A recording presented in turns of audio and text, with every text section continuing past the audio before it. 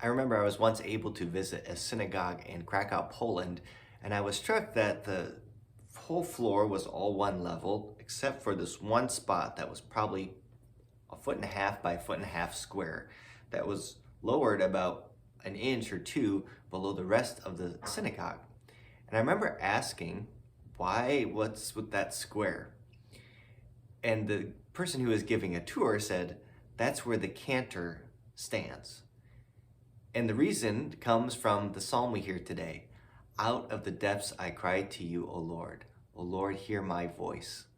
Let your ears be attentive to the sound of my pleading. That has stuck with me because it was beautiful, because out of this dark place, the tour guide said, from this lowest place comes music which goes to the highest place, to God.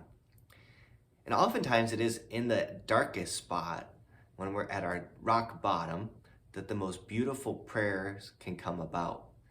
We see that even in music, that from these dark places that the most beautiful music or poetry or art can be born. So too in prayer, it's often in those dark places that we can turn those over to God. I think sometimes we feel bad about being angry or confused when it comes to faith, but to not forget that God is big enough. God can handle it.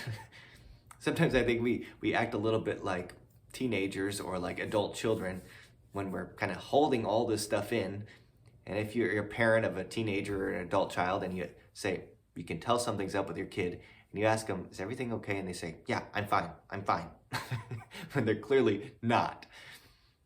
So too, we can be that way with God, that God can handle it. God is big enough.